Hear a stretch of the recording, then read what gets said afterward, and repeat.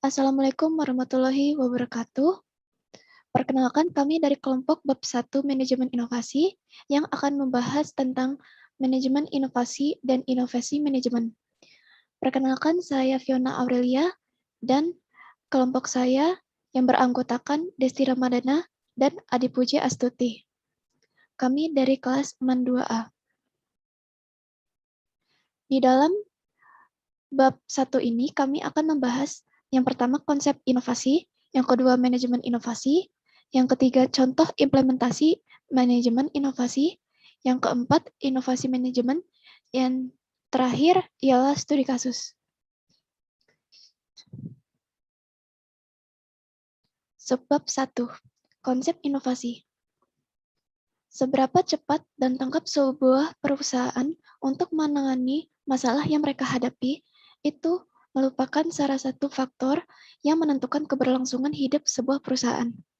Maka dari itu, perlu adanya strategi-strategi yang efektif untuk menghadapi masalah tersebut. Faktor penting dalam meningkatkan keuntungan, positioning, dan kinerja bagi perusahaan dalam menghadapi kedinamisan pasar sudah biasa menggunakan teknologi dan inovasi.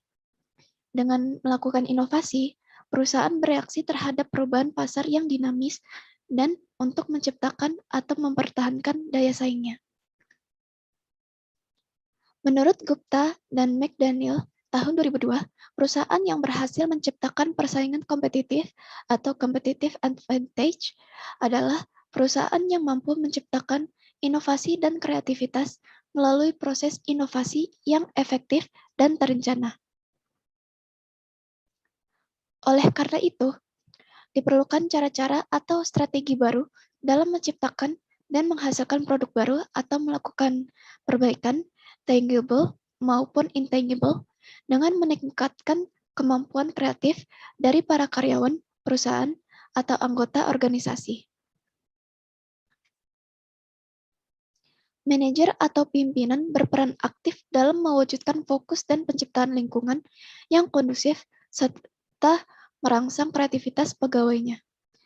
Dalam sebuah organisasi, inovasi dimulai dengan adanya individu yang cerdas, kemudian menciptakan atau mengimprovisasikannya, mempunyai sense untuk menemukan kebutuhan baru, yang kemudian menciptakan atau mengimprovisasikannya menjadi metode, proses, maupun sumber daya baru untuk memenuhi kebutuhan kebaruan tersebut menurut Malavia dan Mawadda. Menurut Schumpeter, inovasi sebagai kombinasi baru dari faktor-faktor produksi yang dibuat oleh pengusaha dan pemikiran inovasi adalah kekuatan pendorong yang penting atau critical driving force dalam pertumbuhan ekonomi. Terdapat dua pendekatan yang berbeda mengenai konsep inovasi yang para ahli kemukakan sebagai pendekatan yang dilakukan oleh perusahaan dalam menciptakan inovasi. Pendekatan pertama adalah innovation as a process, di mana inovasi didefinisikan dengan lebih menekankan pada proses inovasi dalam organisasi dan proses sosial yang menghasilkan inovasi sebagai kreativitas individu, individual creativity, budaya organisasi, organization culture, kondisi lingkungan, environment context, dan faktor-faktor sosioekonomi, social and economic factors. Pendekatan kedua adalah innovation as an outcome, di mana dikatakan bahwa inovasi adalah produk yang dibuat atau penciptakan produk yang memiliki nilai tambah. Selanjutnya akan dilanjutkan oleh Adi Puji Astuti. Oke, selanjutnya yang kedua yaitu ada manajemen inovasi.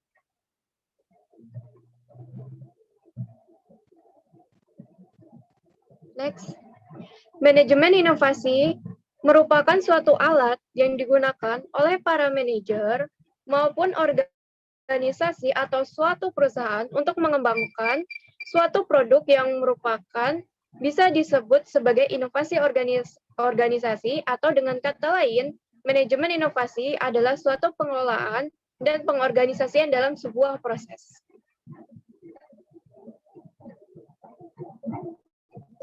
Dalam setiap perkembangan konsep manajemen inovasi yang telah diawali dari pasca Perang Dunia Pertama dibagi menjadi 4 generasi perkembangan, yaitu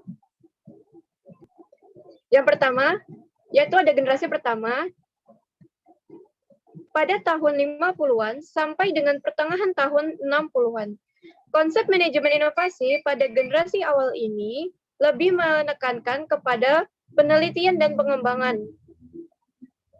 Perusahaan dalam menghasilkan suatu produk-produk yang inovatif, teknologi oriented, sehingga pada setiap pendekatan inovasi yang akan dilakukan adalah technological push dan akan cenderung untuk menghasilkan radical innovation. Pada generasi ini, banyak perusahaan menjadikan divisi R&D sebagai institusi keilmuan. Kemudian generasi kedua. Pada generasi kedua dimulai dari pertengahan tahun 60-an sampai dengan di akhir tahun 70-an. Inovasi yang telah dilakukan tidak hanya sekedar untuk memajukan keilmuan, tetapi juga sudah terintegrasi dalam sebuah manajemen proyek yang mengembangkan produk serta berdasarkan sebuah konsep komprehensif yang melibatkan multidisiplin ilmu seperti marketing dan finance. Pada saat generasi ini, outcome innovation yang dihasilkan cenderung lebih environmental innovation yang lebih fokus kepada pengembangan daripada menciptakan produk baru.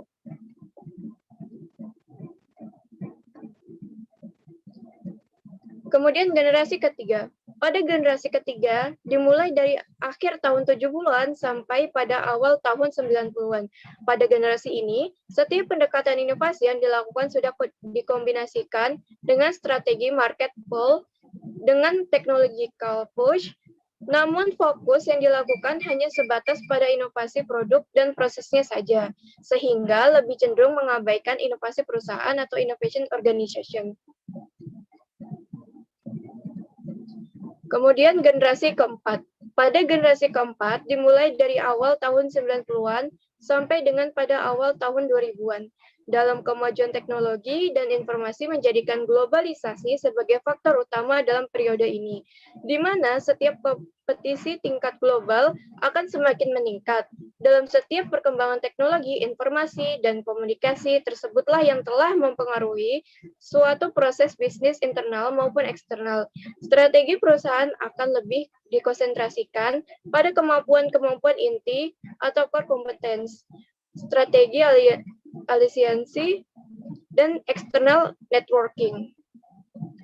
Jadi, manajemen inovasi juga faktor strategi inovasi yang paling penting dalam industri baik menengah maupun besar, terutama untuk meningkatkan suatu produktivitas dan kendala operasional baik dan organisasi, perusahaan atau para wirausaha. Dan inovasi juga merupakan dari barang atau produk yang sudah ada sebelumnya, yang dikembangkan lagi yang kemudian diberi nilai tambah. Dengan yang bisa membuat konsumen tertarik. Nah, dengan demikian, berarti kita juga harus memperhatikan atau menganalisis apa sih yang sekiranya dibutuhkan oleh para konsumen. Maka dari itu, kita juga harus membuka mata dan telinga kita untuk mendengarkan baik aspirasi atau keluhan dari segi konsumen, karyawannya, lingkungannya, dan masyarakat itu sendiri. Dan melakukan inovasi itu bisa individu dalam bentuk kelompok atau organisasi ataupun perusahaan. Dan selanjutnya akan dilanjutkan oleh Desti Ramadana. Selanjutnya yang ketiga yaitu contoh implementasi manajemen inovasi.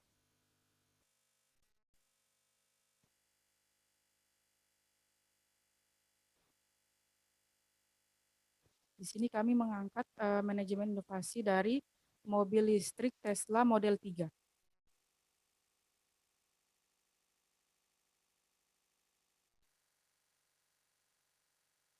Mobil listrik Tesla Model 3 oleh Elon Musk dari perusahaan Tesla. Mobil Tesla Model 3 ini merupakan salah satu mobil listrik dengan teknologi yang ramah lingkungan setelah pendahulunya, yaitu ada Model S dan ada juga Model X. Hal atau sesuatu yang membuat mobil Tesla ini merupakan salah satu inovasi yang paling fenomenal serta berbeda dan juga unik dari mobil listrik pada umumnya ialah mobil Tesla Model 3 ini telah dilengkapi dengan fitur yang disebut self-drive atau autopilot yang akurat, yang mana fitur ini akan membuat mobilnya dapat mengemudi dengan sendirinya. Dengan bantuan artificial intelligence yang selalu melalui pembaruan software secara berkala untuk meningkatkan driving experience atau pengalaman mengendarai para pengemudinya. Mobil Tesla Model 3 ini juga bisa dikontrol melalui sebuah aplikasi bawaan Tesla yang dapat di-download di smartphone para pemiliknya. Di dalam aplikasi ini, para pemilik atau pengendara mobil Tesla bisa memanggil mobil mereka yang sedang parkir di tempat yang jauh dengan mereka dengan fitur yang disebut dengan Come to Me untuk bisa self-drive menuju titik lokasi dari pemilik tersebut, atau juga disebut dengan Summon untuk self-drive menuju titik tuju yang telah ditentukan oleh pemiliknya. Dan juga untuk memuluskan tujuannya, Tesla juga bergerak cepat dengan menciptakan sebuah support system yang saling melengkapi. Contohnya itu seperti menyediakan stasiun pengisian listrik atau juga memanfaatkan sinar matahari yang nantinya sinar matahari ini akan diserap dan dikonversi menjadi sebuah tenaga listrik.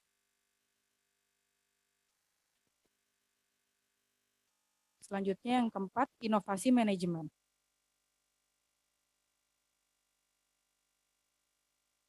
Inovasi manajemen adalah implementasi dari sebuah aplikasi, proses, dan struktur manajemen baru yang mewakili sebuah awal penting bagi perusahaan untuk bertransformasi ke arah yang lebih baik. Menurut Birkinshaw dan Moll tahun 2006. Dalam proses inovasi manajemen, itu berbeda dengan proses inovasi teknologi. Ada 2 poin penting yang membedakan antara proses inovasi manajemen ini dengan inovasi teknologi, yaitu poin yang pertama, bahwa proses inovasi manajemen melibatkan lebih banyak agen perubahan eksternal atau juga disebut external change agents daripada inovasi teknologi, di mana pihak luar ini memberikan masukan dan juga inspirasi untuk inovasi manajemen. Agen perubahan eksternal ini di dalamnya termasuk orang-orang dari akademisi, konsultan, mentor manajerial, dan juga para mantan karyawan. Lalu ada poin yang kedua, bahwa proses inovasi manajemen adalah suatu proses yang bertahap dan juga dapat lebih menyebar daripada inovasi teknologi. Proses inovasi dalam manajemen itu membutuhkan waktu beberapa tahun untuk dapat diimplementasikan, sehingga dalam proses inovasi yang berlangsung selama ini tidak dapat dijelaskan secara tepat kapan dapat dilakukan. Berikut ini adalah gambar mode manajemen menurut Birkinshaw dan Moll.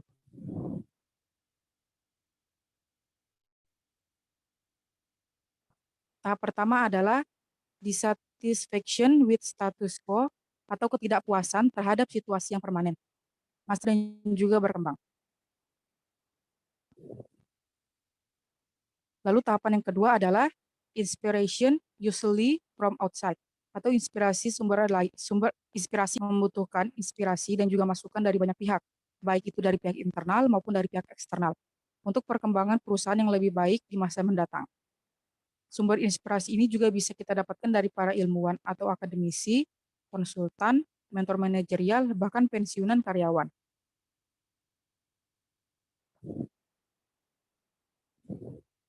Lalu tahap yang ketiga adalah inventation. Tahap ini dikenal juga ide-ide tentang aplikasi, proses, dan struktur baru muncul dari tahap sebelumnya. Dengan adanya faktor internal pada tahap pertama, dan juga faktor eksternal pada tahap yang kedua, lahir dan juga berkembang. Lalu tahap yang terakhir, tahap keempat, atau validasi internal dan eksternal. Di dalam manajemen inovasi, resiko dan ketidakpastian keuntungan selalu hadir dalam setiap langkah strategis yang diambil oleh perusahaan. Nah, oleh karena itu, masukan, termasuk juga inspirasi yang datang dari luar dan dalam, yang gunanya untuk meminimalisir resiko yang akan muncul dan juga untuk valid. Validasi yang dilakukan secara eksternal oleh perusahaan dapat diperoleh dari akademis atau peneliti organisasi media, dan juga dari asosiasi industri.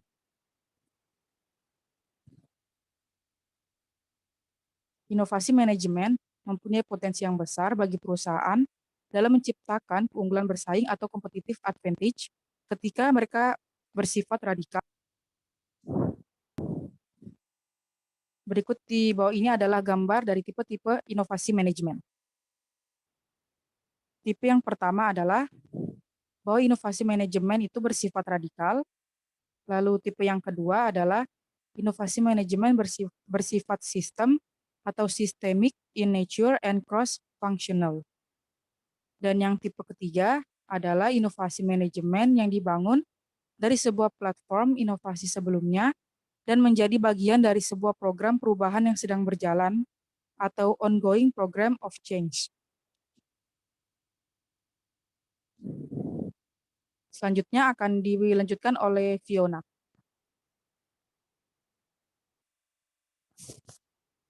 Yang terakhir ada studi kasus. Kami mengambil studi kasus didirikan oleh Mike Lazaris pada tahun 1984 di Waterloo, Kanada. Sempat menjadi pionir era smartphone pada tahun 2008-an. Dulu sempat meremehkan kedatangan Apple dengan produknya yang bernama iPhone yang dikenalkan oleh Steve. Keyboard sentuh iPhone yang waktu itu lebih susah dipakai dibanding keyboard fisik BlackBerry. Namun, banyak orang yang tetap membelinya karena desainnya bagus. Akan bertahan jika terus mengandalkan ponsel dengan Pada akhirnya, BlackBerry menyadari tidak akan bertahan jika terus mengandalkan ponsel dengan OS lama dan deretan smartphone Android yang semakin maju, sedangkan OS BlackBerry yang dulu minim aplikasi. Akhirnya, mereka mengembangkan. Namun, mereka terlambat berinovasi karena produk mereka tidak terlalu laku di pasaran. Dan pada tahun John Chen mengumumkan bahwa BlackBerry Motion telah memutuskan untuk tidak lagi melanjutkan bisnis manufaktur smartphone. Ialah dikarenakan perusahaan yang terlalu percaya dan mengandalkan produk utamanya, tanpa memperdulikan produk yang menguasai pasar. BlackBerry gagal beradaptasi dengan perkembangan zaman, menyebabkan kebangkrutannya melawan produk lain. Seharusnya, BlackBerry dari awal, mau tidak mau, harusnya memanfaatkan tak hanya untuk pusat berkomunikasi, dan harus mengembangkan sistem operasi untuk smartphone-nya agar dapat menyaingi kompetitornya. Sekian dari kelompok kami. Mohon maaf bila ada salah kata. Wassalamualaikum warahmatullahi wabarakatuh.